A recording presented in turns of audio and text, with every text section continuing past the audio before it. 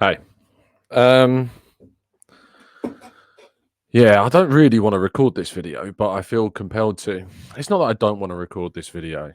Um, it's just that it's not a particularly nice topic to talk about, and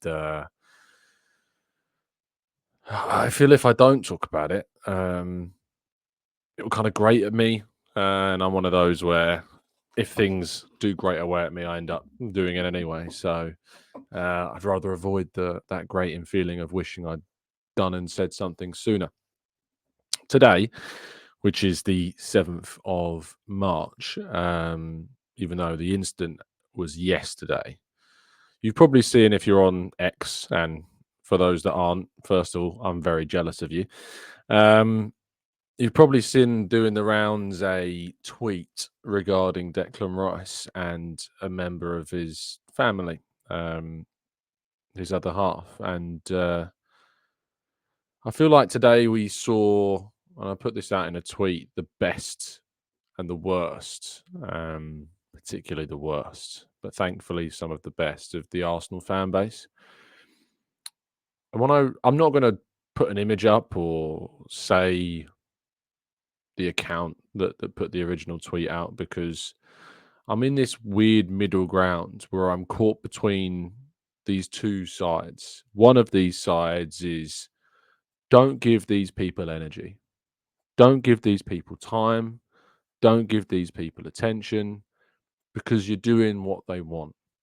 And if you'd have said to me, a few years ago, how do you combat abuse if it is directed at me, if it's directed at players, if it's directed at other fans?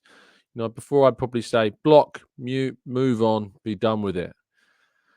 But I think that we're unfortunately in an era, in a bit of a stage where that doesn't work, does it?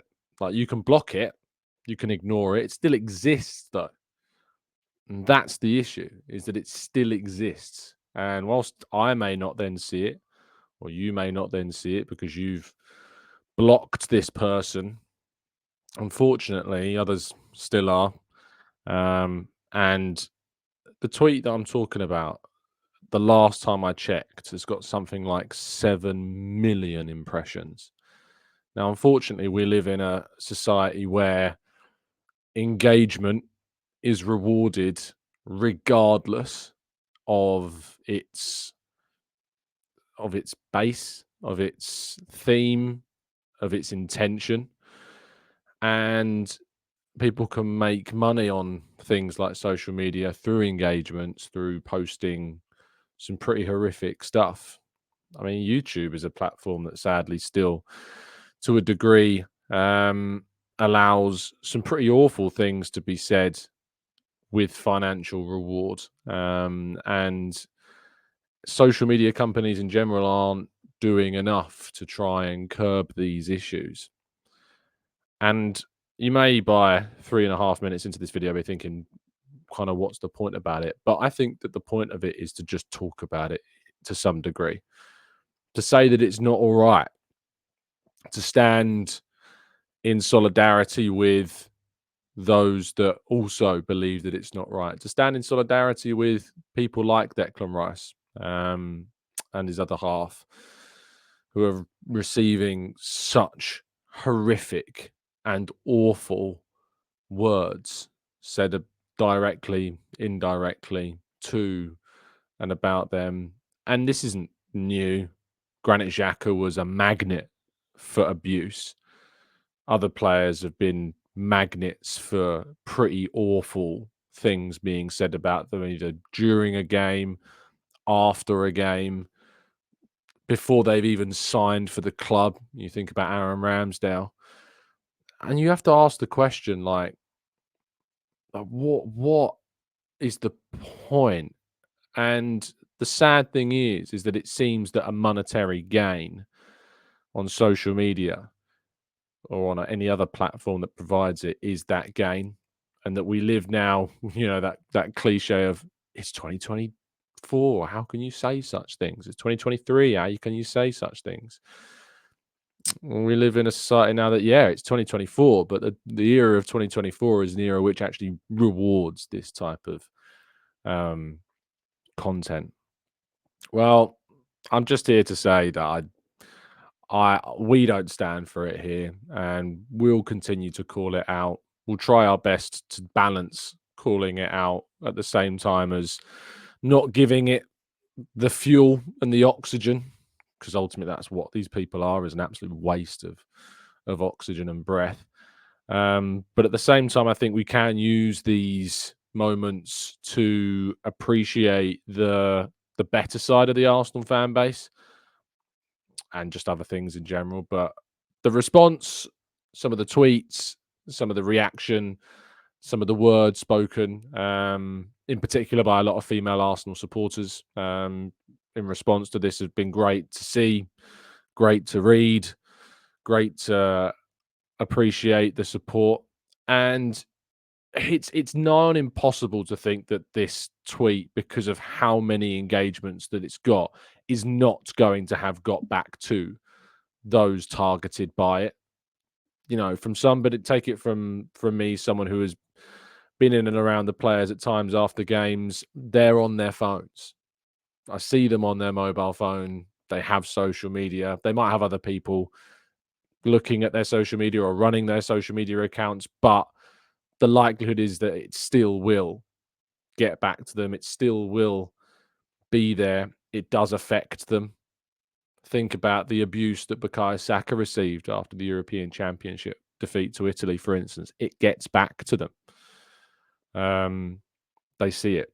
And so, whilst it's inevitable that they will have seen what we're talking about here, I hope that inevitably they will also have seen the support. I hope that they will have seen the great responses to this. And I think that on the whole, whilst there is a select few of absolute cretinous fools that have retweeted it or supported it or laughed at it, that there is 10,000 times more responses to this, which hopefully can send us in another direction.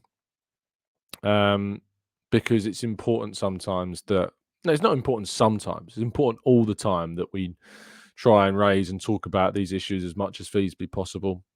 Um, you'll know from watching the last couple of morning shows, for instance, that we've sadly had some pretty horrible comments left regarding women's football, for instance. And by usually before, as I say, with this incident, I probably would have ignored that and not talked about it. But I think it's better that we address it, that we talk about it, that we aren't afraid to discuss it. And so that's why I felt compelled to jump on today and just record a slight video to add to the channel. I'm not going to be monetizing this. I don't want to make anything from this topic. And I would understand the hypocrisy of doing so. So certainly this won't be monetized. It won't be going up on the audio platform either. It's just it just saddens me. Yeah, it really, really does just sadden me seeing this type of stuff, and that we sadly have to live in a world where I say fellow Arsenal fans, if we're honest, they're not part of the club. They're not part of the fan base. They're not part of this group. They're not Arsenal supporters, because a supporter, by definition, is someone that supports. You know, it's someone that gets behind the team, gets behind the players. This isn't a case for saying that no one can be critical. We can all sit back after a game and analyze it and criticize what didn't go well and what we think needs to be better. But the level of abuse that exists on social media, on this platform, on other platforms, it's really disheartening and horrible. And you know, I get my fair share of flack and fair share of abuse here and from other people, but it cannot compute to the same level that others receive and get. And I hope that there's more that we can do. I've got some hopes for the future that there is more that we can do. But for now, all we can do is kind of try and make people more aware of these things and talk about these things and discuss these things. And so that's what I wanted to do today, because I felt compelled to do so. Thank you for listening. And I'll see you on the next one.